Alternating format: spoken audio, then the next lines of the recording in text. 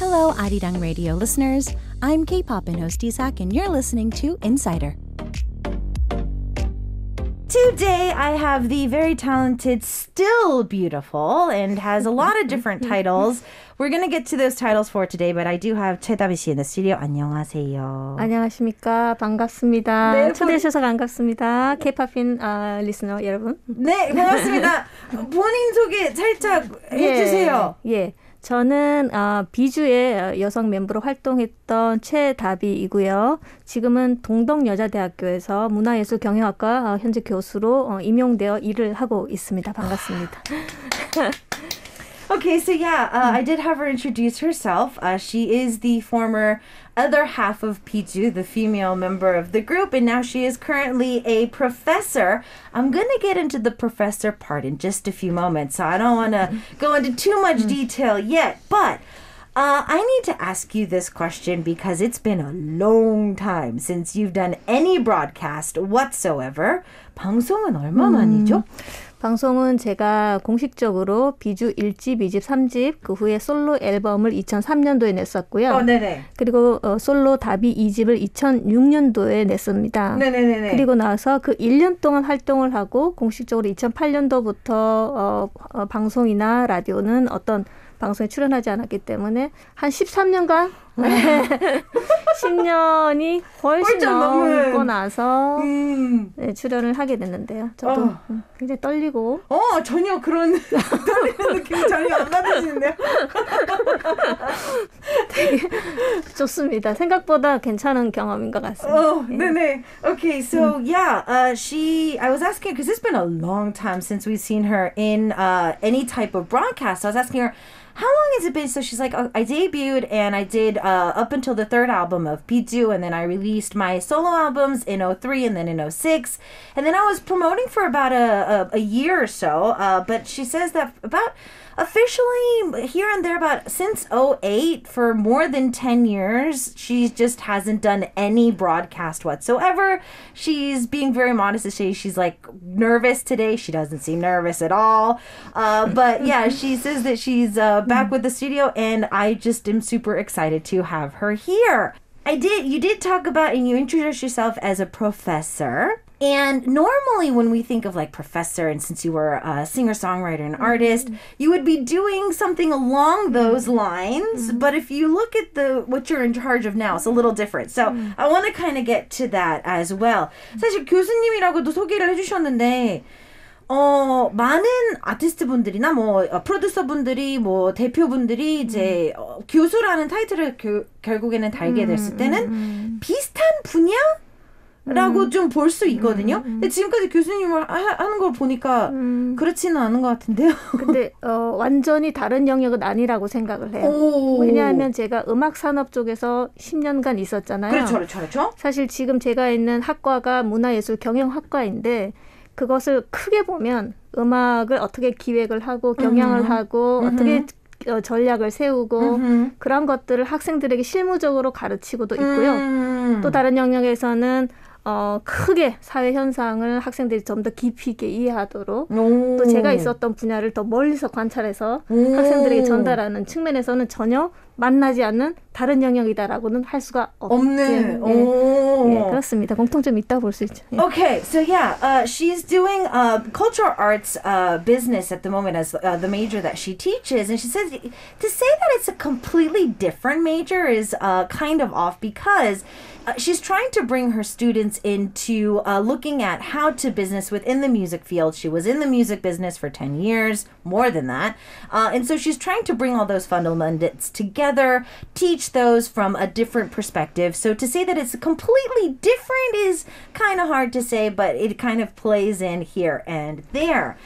How are things in the aspect of being a professor and teaching at the moment? Because I feel that the whole world, we don't know what's going on because of the pandemic. So how have you been doing classes? 사실 모든 세계적으로 있는 교수님들, 선생님들, 학생분들 어떻게 진행이 되고 있고 뭐 수업은 하는 건지 마는 건지 그렇죠. 비대면 수업인 맞아요. 건지 마는지 정말 한 학기가 지금 어떻게 예. 진행이 되고 있는지도 모를 텐데 예, 참. 교수님은 어떻게 좀 하고 있으신가요? 학생들도 지금 많이 힘들어하고 있고 그쵸. 교수님들도 기존에 이제 큰 클래스 안에서 이제 물리적인 공간 안에서 이제 학생들과 아이 컨택을 해서 가르쳤잖아요. 근데 지금은 모든 것을 이제 스마트 클래스라는 시스템이 있어요. 학교마다. 모든 대학의 스마트 클래스라는 시스템을 통해서 인터넷 플랫폼을 통해 학교 플랫폼을 통해서 학생들을 만나고 시험을 내고 강의도 체크하고 또 질문이 오면 쪽지도 답을 해주고 그런 식으로 강의를 하고 있죠. 훨씬 더 어렵고 더 많은 에너지와 시간이 투여되는 것이 사실입니다. Okay, so yeah, she agrees that everybody is having a very tiresome time because of the pandemic. She's saying that each school does have their own smart class set up. It's different for each college or for each school. So for her class, she's been doing, you know, she does have lectures. There is in-class or online like attendance that they have to do. If there's questions, she receives them as a particular message or like a personal message. There is tests that do go up, and then there's things that they do have to do. But she's saying that there's just a lot more energy and effort that has to go into class instead of just being able to see the students in person, have eye-to-eye contact, and really feel their energy every time she teaches. Now, being in the spotlight, I think, might be similar as a singer or as a professor because you still have to, you know, grab the attention of the person that's looking at you.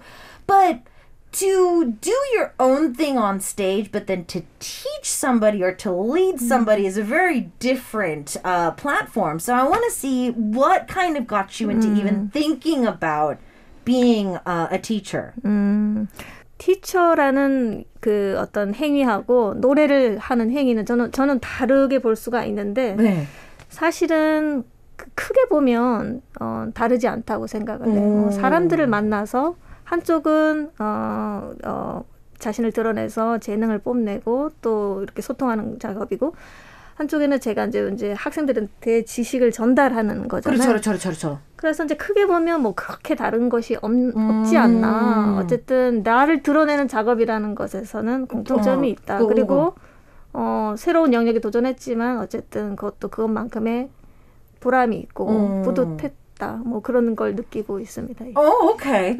So she's like, if you think about it, it might seem different, like to be a singer on stage and to be a teacher. She feels that it's a very similar aspect in the fact that as a singer, you are showing who you are yourself on stage and singing a song to the audience. It's the same thing. You're showing yourself as a professor, though you might be leading and teaching a different body. She is still trying to show herself as a particular individual to her students. And so she feels that, yeah, it might be a different field. And of course, it is something that I had to prepare for in a different way, but she feels that she does get a lot out of it in the end from all of her students and whatnot. So, you did release some solo art albums in the after your promotion as Piju, but we kind of just didn't get a chance to say goodbye. Almost, I feel as a lot of the fans were just not getting a chance to see a goodbye from you. So was there a particular reason you stepped away from the spotlight? 예.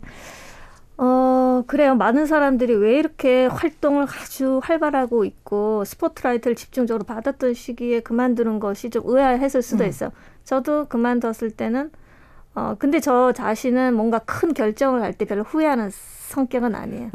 도전하는 걸 좋아하고. 네네네네. 근데 이제 조금 염려가 됐던 것은 저에게 기대하는 팬들이 그 이제 앨범이 이제 어떻게 보면 정기적으로 나왔는데 그분들에게는 조금 약간의 충격이 될 수 있겠죠. 하지만 그런 제 일종의 개인 인생에서 약간 모멘텀을 가지면 훨씬 더 좀 더 성장을 해서 음악이든 음악의 영역에서 또 다른 일을 하든 더 큰 일을 할 수 있지 않을까 생각해서 과감하게 결정을 했고 지금 돌아보면 그렇게 후회가 되는 일은 아니었다라는 생각을 하고 있습니다. Okay.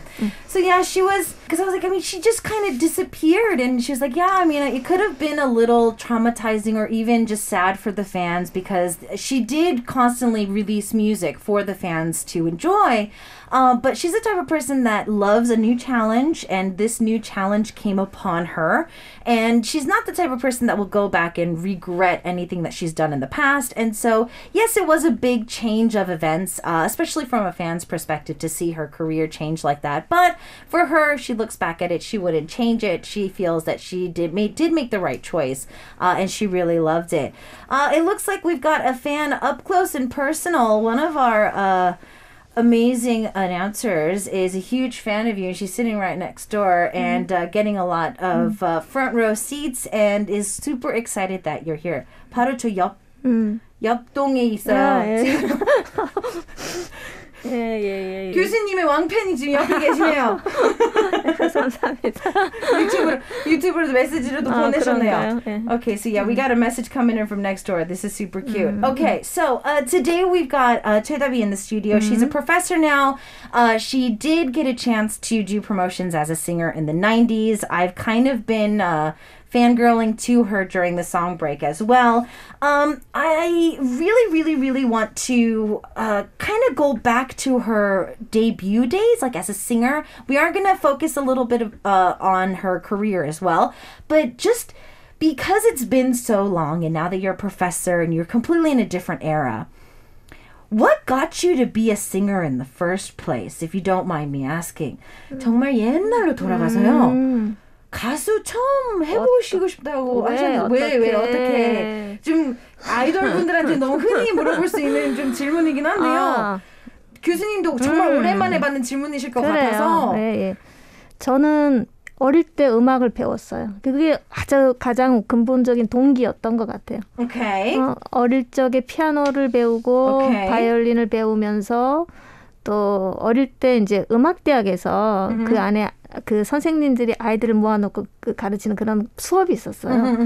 그때 그 기억이 너무 좋았었던 거예요. 그래서 대학에 와서도 그때 어린 시절에 그 담쟁이 덩쿨이 있는 대학에서 이렇게 아이들을 가르치던 그 기억이 너무 좋았고 저는 그 대학생이 될 때까지 그 음악을 했던 그 기억이 가장 제 인생에서 행복했던 기억이었기 때문에 막상 이제 대학에 들어오고 나서는 이제 수업도 듣고 할 일도 많았지만 그 20대에 가장 행복했던 그 아주 찬란했던 시기에 음악을 다시 한번 해보고 싶었다는 충동이 있었어요. 갑자기? 예, 그래서 과감하게 학업을 잠시 중단을 하고 음악을 해보자. 왜? 그렇게 시도해도 상관없다. 왜 내 인생이니까. 그렇죠. 후회하지 않은 선택을 하시니까. 그래서 과감하게 했고 또 중단하고 싶을 때는 어떤 나의 어떤 충분한 결단을 가지고 또 중단을 해서 또 다시 또 이렇게 불러주셔서 또 감사하고 또 그런 것 같아. 인생이라는 게 와서 또 가고 또 연결되는 그런 삶이 참 신기한 것 같아. 그죠. Okay, so she says that when she was younger, she learned piano and violin, something that I feel all of us do, like piano or violin, some type of instrument is something that we all learn as a young child. But for her, there was this one program that she was able to be a part of where she would go to like a college and she would be taught by the professors there. And for her, throughout her entire adolescent life, she just always had a great memory of that. And then she went to college. And when she was in college, she was going to classes and she just realized that there was something missing, just a little bit something missing. And so because of that, she was like, maybe I should stop this and go into maybe doing some music because I really feel a passion about it. She's the type of person who loves a challenge and doesn't look back. And so she was able to do that, start her music career. And we're going to talk a little bit about her music career, how it's kind of all come back full circle, and a song that's actually quite popular at the moment in Korea. Now, all about Korea. Arirang Radio. It's Insider Day here on K-Pop, and I'm your host, Isak. Today we have a super special guest for any of you who know 90s music or 90s K-pop, you probably heard of the co-ed duo Piju, and we have the other half of the member, Taedabi, in the studio today. She has a lot of fans here on the Arirang floor, including our amazing announcer, Jian, next door, front row seat to our interview today. We've also got a lot of our listeners who are dropping by with questions and messages as well. So we just listened to the track 누구보다 널 사랑해, Love You More Than Anyone. And this song actually has been back in the charts for a lot of different reasons. So it was recently used on a soundtrack for a drama, and Twice was able to do a remake of it. So I do have to ask you, have you listened to the remake version? 혹시 리메이크 버전 들어보셨나요? 들어봤죠. 사실 그 차를 타고 이동할 때 처음 들었는데 일단은 그 리메이크를 계약을 했었죠. 근데 누가 부를지는 몰랐어요. 누가 부를까? 그쵸. 그런 과정이 깜빡하고 있었어요. 그런 과정이지. 이제 곡을 이제 리메이크를 하고 싶다라는. 근데 좋아요. 저희는 이런 정보가 필요합니다. 그래요? 그렇구나. 많은 팬분들은 그거를 모르거든요. 그 리메이크는 그냥 아무나 할 수 있는 거라고 생각을 할 수 있거든요. 곡을 처음에 어떤 드라마 제작팀에서 네네. 이 곡을 하고 싶다, 진짜 하고 싶다 했는데 그렇게 하면 저는 오케이다 이렇게 했죠. 그러고 나서는 이제 누가 부를지 저도 계속 드라마를 보면서 기다렸어요. 언제 나오나? 네, 언제 나올까? 4회 때 나올까? 뭐 3회 때 나올까? 뭐 이제 그렇게 이제 생각을 하다가 차를 타고 이동하는 중간에 갑자기 이게 내 노래구나. 근데 앞부분이 너무 상큼하고 발랄하고 밝은 분위기예요. 그러고 나서 이제 인터넷을 뒤져봤죠. 이 가수가 트와이스다. 그래서 너무 앞부분 도입부가 너무 좋았고, 근데 저와는 다르게 이제 각 멤버들이 이제 파트별로 나눠서 저 인원이 참여하는 스타일로 가게 되어서 좀 색다른 리메이크가 되었죠. 나름대로 이제 다르게 해석했다라는 측면에서는 아주 괜찮았던 것 같습니다. 예. Okay. 좋았습니다. 예. So yeah, oh my goodness. I didn't even realize this. Fam, so whenever a song is remade, there is like a business aspect to the remake of a song. It's not as easy as like an artist to go into a studio and just start singing a remake. They actually have to get permission to do so. So apparently, the drama's production team did reach out to Taedabi and said, was just like, okay, so we want to use your song. And we want to use it as a remake, but they weren't sure who was going to do the remake at the time. They just wanted to do a contract for the licensing and the okay for her to actually give the rights to the song to be remade. And then she kept watching the episodes. And the first episode passed, and then the third episode passed, and then the fourth episode passed. She's like, when is it coming out on the drama? And then she was in the car, and then all of a sudden it came out on the radio, and she's like, wait, this is my song. Huh? And then she realized that she sat down, looked it up, and she listened to the whole track, and she really loved the intro part of how they really made it refreshing and very young and youthful for the members. And for her, it was her and her member, just the two of them singing the song. But for the Twice version, obviously we have more members, so it's more of like a relay of the girls kind of playing off of each other as they do the remake. And so she really does love the fact that they did a new upbeat version to the song. When remakes are asked, do they tend to ask sometimes the songwriter or producer to give them a version as well? 혹시 리메이크 작업을 할 때는 작곡가 아니면 프로듀서 하셨던 분들한테도 의뢰를 하게 되는 건가요? 아니면 그거를 그냥 컨트랙트를 해서 그냥 다른 분들한테 맡기게 되는 건가요? 어떻게 진행이 되는 건가요? 보통 리메이크는 원 저작자의 동의가 있어야 리메이크를 할 수 있습니다. Okay. 리메이크는 2차적 저작물이라는 법적으로 그런 결과물인데요. 원저작자의 동의가 있어야 되기 때문에 원저작자는 보통 그 한국음악저작회라는 우리나라의 음악 저작권 단체가 있잖아요. 콤카라고 하죠. 콤카. 거기에 계약을 하죠. 나의 모든 어떤 계약물을 양도를 해서 이 단체가 관리를 해주죠. 근데 리메이크를 하고 싶으면은 그 리메이크를 하고 싶은 사람이 오케이. 일단 원 저작자에게 물어보고 동의를 얻은 다음에 진행을 해라라고 컴카가 저에게 연락을 줍니다.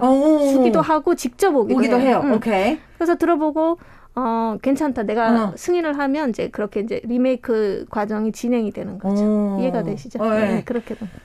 Oh, wow, that's so cool. I've never really got a chance to ask anybody about remakes and the whole technical part behind it. So, Korea, we've told our listeners this every once in a while, too. If it's not in our copyright system in Korea, which is Komka, we can't play it on radio. And so whenever there's a remake, normally they have to go back to the original person who made the song.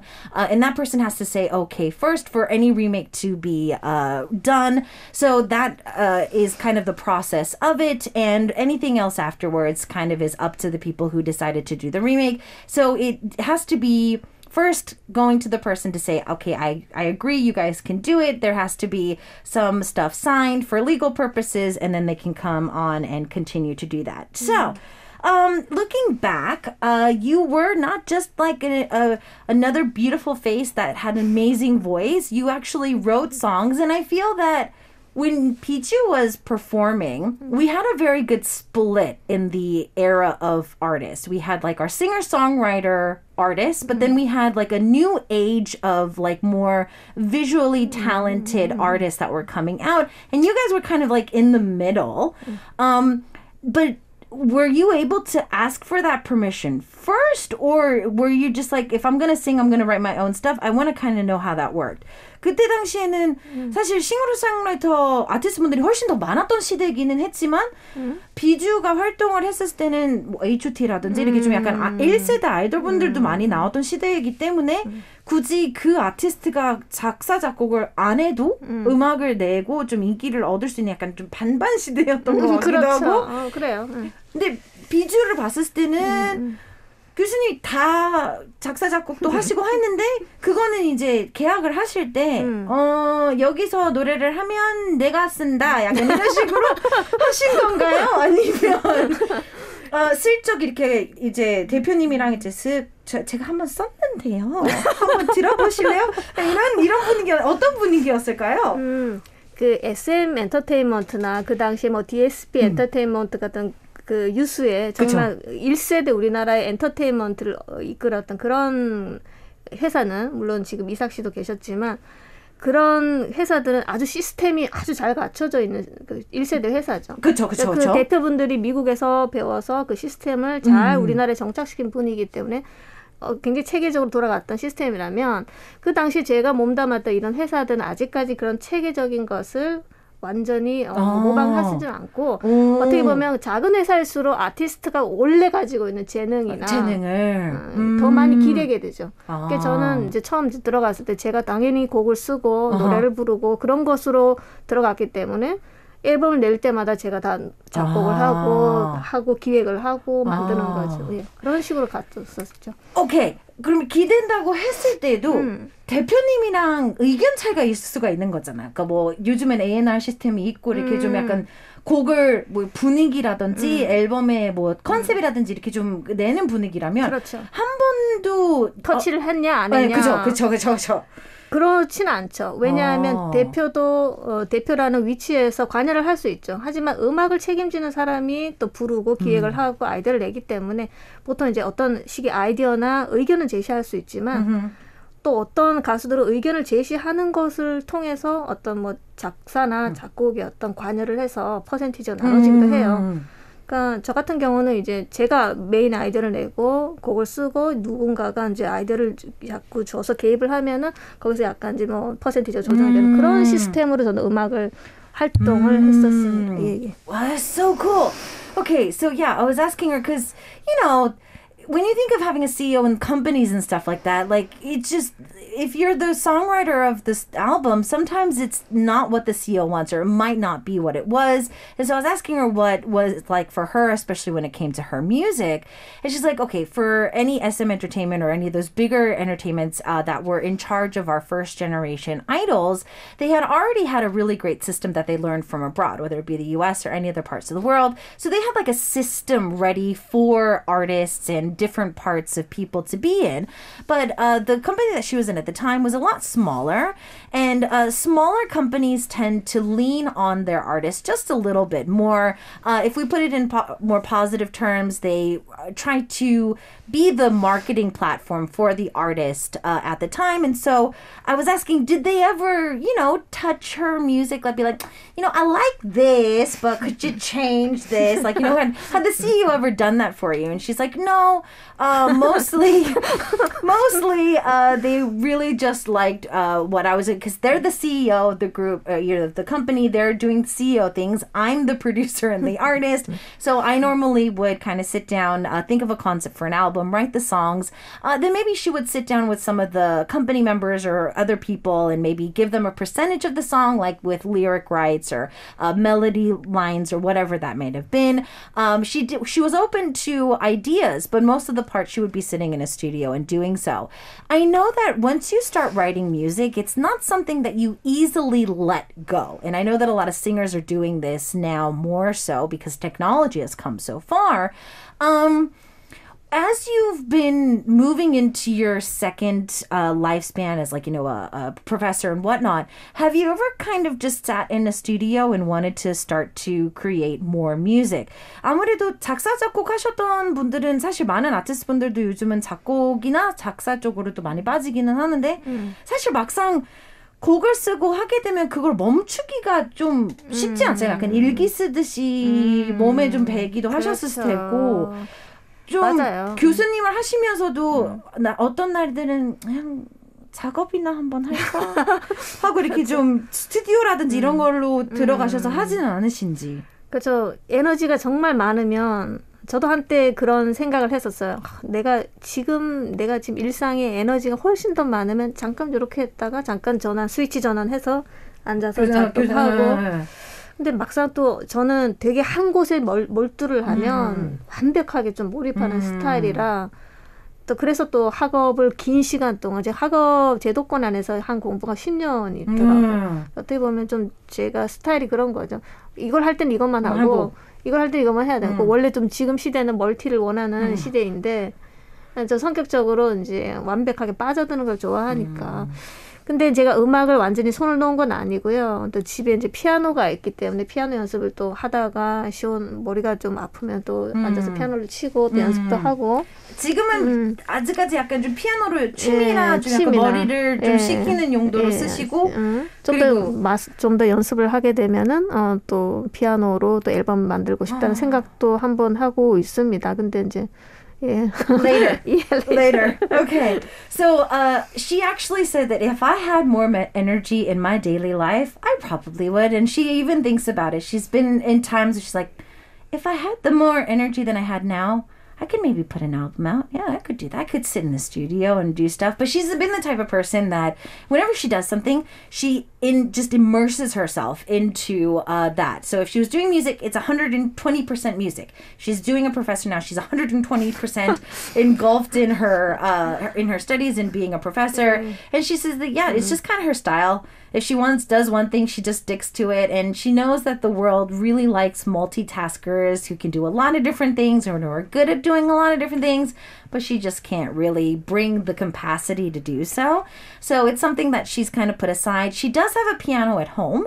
So she does play the piano every once in a while to kind of as a hobby or to just relax a little bit, to cool herself off in between like getting ready for classes and whatnot.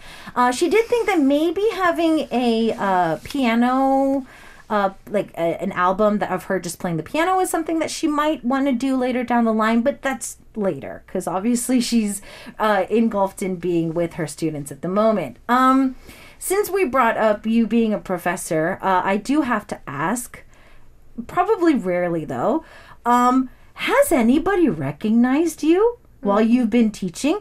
사실 몇 년 전 코로나 바로 전에도 온라인으로 이제 막 탑골 옛날 영상들 갑자기 유행되고 막 이래서 혹시 학생들 중에 막 강의를 하고 있는데 교수님 혹시 막 이러면서 혹시 그런 적은 없었었나요? 그런 적은 없었고요. 일단은 제가 이 동덕여대 오기 전에 다른 대학에 좀 있었는데 그때 대학원생이 한번 대학원생. 그래도 조금 나이가 조금 있기 때문에 저를 알아봤던 게 아닐까 싶고요.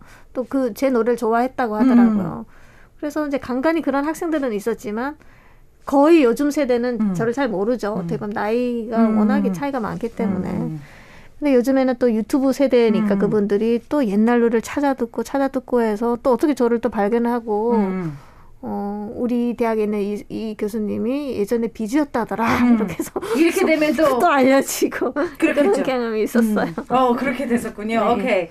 So she remembers a few years ago, a grad student recognized her, like actually recognized. She's like, are you? And like actually recognized her. But recently it was more of like, because it is so popular to look stuff up online on YouTube, it means that she did find that somebody did go online, saw some old PG videos, and then somebody got the word that she was a professor and that like one of the professors was the member, and then that rumor kind of spread, and that's how they knew. But other than that, it wasn't like, oh my goodness, are you so-and-so? It wasn't that kind of a situation. I have a game for her today, but I want to take a quick song break, kind of let her take herself out of professor mode and then back into kind of like her singer mode of kind of like her idol days per se. And we're going to be looking at a few fun questions after the song break. But we've got 최다비 in the studio for today. I'm in London. I'm in Australia. Tokyo. The Philippines. Finland. Indonesia. New York. Arirang Radio. Now live in Seoul. Today, K-Poppin has a precious treasure of an insider in the studio with us as it's Insider Day as you continue to listen to K-Poppin here on Arirang Radio. I'm your host, Isak. We have 최다비 in the studio. She is a professor currently. She's been a professor for quite a while. Before that, she was the other half of the co-ed duo, Piju, and we're kind of reminiscing today and also talking about her current endeavors. So, taking you back to your singer days, you get a chance to play a little idol game. 요즘 아이돌분들 사이에서 좀 인기 있는 게임인데요. 월드컵을 해서요. K-pop 월드컵이라고 해서 제가 둘 중에 한 아티스트 분을 이제 말씀드리면 그 둘 중에 한 분은 제일 마음에 드신 분을 고르시고요. 계속 그분이랑 그 다음 아티스트 분이 계속 이제 비교가 될 거예요. 그래요? Yeah. Okay. So you're going to do the K-pop World Cup. So between Kim Bum-soo and Kim Yeon-woo, who do you like more? 3, 2, 1. 제가 뽑는 거죠? 네, 그렇죠. 김범수. Okay, 김범수. 자, 김범수 or 소녀시대. 3, 2, 1. 소녀시대. Okay. 소녀시대 아니면 블랙핑크. 3, 2, 1. 블랙핑크. 블랙핑크 or 백지영. 3, 2, 1. 블랙핑크. Okay. Blackpink or Ailey. 3, 2, 1. 에일리. Okay. 잠깐만. Ailey or 성시경. 3, 2, 1. 에일리. Okay. Ailey or 박효신. 3, 2, 1. 에일리. Okay. Ailey or IU. 3, 2, 1. 에일리. Ooh. Ailey or 보아. 3, 2, 1. 보아. Oh, 보아. 보아 or Sweet Sorrow. 3, 2, 1. Sweet Sorrow? Okay. Ooh. Sweet Sorrow or 악동 musician. 3, 2, 1. 악동 뮤지션? Oh, 3, 2. Okay, 여기 제일 어려워요. 악동 musician or BTS. 방탄소년단. 3, 2, 1. BTS? Okay. 제일 위험합니다. BTS or EXO. 3, 2, 1. BTS? Okay, BTS for the ultimate win. 자, 그럼 교수님이 생각하는 왜 BTS가 1등을 한 건가요?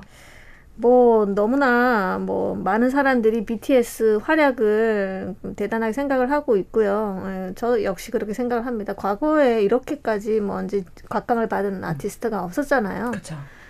그런 어떤 기획력보다도 저는 이 아티스트들이 되게 자신감이 있고 자기가 하고 싶은 말을 너무 내추럴하게 잘 한다라는 그런 거에서 많은 영감도 받고 정말 괜찮은 그룹이다라는 생각을 해서 과거에는 너무나 만들어지고 해서 이렇게 또 약간 움츠러든 아이돌이 많았는데 이 아이들이 대화를 하거나 어디 인터뷰를 하거나 이런 보게 되면은 우리가 생각했던 아이돌의 모습에서 완전히 벗어나서 스스로 자기가 지적으로도 성장하고 음악적으로 성장하려는 게 그런 게 보여서 정말 박수를 쳐주고 싶고 실질적으로도 한국을 너무나 잘 알리고 있는 홍보 대사라는 측면에서도 아주 바람직한 가수가 아닌가 생각합니다. Okay. So yeah, she did end up going for the ultimate BTS and I was asking, okay, so your honest answer, why did you choose BTS? And she's like, honestly, music, everything, yes, it's great, but she's noticed that through the years, before when we saw idols, they were pre-made, very sometimes low self-esteem or very quiet artists, never really getting a chance to express what they really wanted to say. But if she sees BTS in interviews, she really loves their platform that they've created, what they talk about, their individual personalities, what they have to say, what they believe in. And she really does agree that they do bring a whole new level of respect for Korea through their eyes. And she just really respects and loves that overall. I did some online searching and I found that you have a YouTube channel. 유튜브 채널이 유명. 유튜브 거의 방치하고 있어요. 근데 그러니까, 유명무시래요. 만들어 놓으시고 네. 엄청 열심히 올리시다가 순간 네. 맞나? 맞는데? 맞아요. 유튜브를 만드셨는데 만드시게 된 계기는 어떤 계기였어요? 계기는 많은 분들이 하시는 그런 계기죠. 가장 자연스러운 나를 보여주고 가장 자연스럽게 대중들하고 소통할 수 있다. 뭐 이런 거죠. 평상시 내 모습이 이렇습니다. 그리고 제가 또 고양이나 이런 동물들을 좋아해요. 그런 아이들을 좀 찍고 이렇게 영상을 찍어 놓으면 또 그 모습을 간직할 수 있다라는 그런 거. 아주 소박한 계기로 시작을 한 거고 큰 뭔가를 해야겠다라는 그런 의도는 없었습니다. 약간 셀프 기록을 좀 저장해 놓을 수 있는 그렇죠. 곳. Okay. So yeah, she has a YouTube channel. We did have the link in our announcements. And she says that, I mean, a lot of people do this. It's not to like become famous or, be a next YouTuber. But she made it just to kind of keep a visual blog or a diary of her daily life. She does like to take pictures. She does like to share things and kind of be able to interact with people and especially like her fans as well. So she felt that would be a great chance to do it. She does apologize that she's kind of just thrown it away at the moment because it's just been sitting there. It's been like the last update's been like a year ago. So it's still hers. It's still there. She's still trying to work things out. But yeah, if you really want to just kind of see stuff from her, like her cats and other animals, she likes to take pictures and videos of them and post them as well. So that's something that she likes. I did want to talk a little bit about the quote that's on your YouTube channel that you put in the description of it. You put the word tempo rubato. Could you please tell us a little bit about, because I thought that was actually quite beautiful. 템포 루바토가 어떻게 보면 제 가치관하고도 좀 맞다고 생각을 했어요. 그게 뭐냐 하면은 우린 너무 짜맞춘 마치 어떤 일정표에 따라서 살아가고 있잖아요. 사실은 코로나 팬데믹이 이루어지고 나서 시간과 공간을 좀 자유롭게 쓰기 시작했지만 그쵸. 과거에는 이렇게 뭔가 표준화된 삶이 있었단 말이에요. 이렇게 사는 것이 바람직하고 이렇게 가야 한다라는 게 있었는데 저는 근데 그렇게 가다가 왜 이렇게 살아야 돼? 결국 이렇게 가는 것보다 내가 어떤 자율적으로 시간을 조절해서 내가 푹 침잠하고 싶을 때는 침잠하고 또 내가 뭔가 시작하고 싶을 때는 또 생동감 있게 시작하는 거. 그러니까 나 스스로 템포를 조절하는 그런 삶이야말로 내가 바라는 삶이 아닌가? 약간 그런 가치관을 담은 슬로건이죠. Okay. Yeah, so she has this slogan, Tempo Rubato, on her description of her YouTube channel. And she says, like, right now, if she feels that a lot of people are not. But before then, a lot of people are saying, this is how you're supposed to live life. This is how you're supposed to schedule yourself into success. This is how you're supposed to do things. And she's like, no, I want to do Tempo Rubato. I want to be my own person. If I want to rest, I'm going to rest. If I'm going to work, I'm going to work.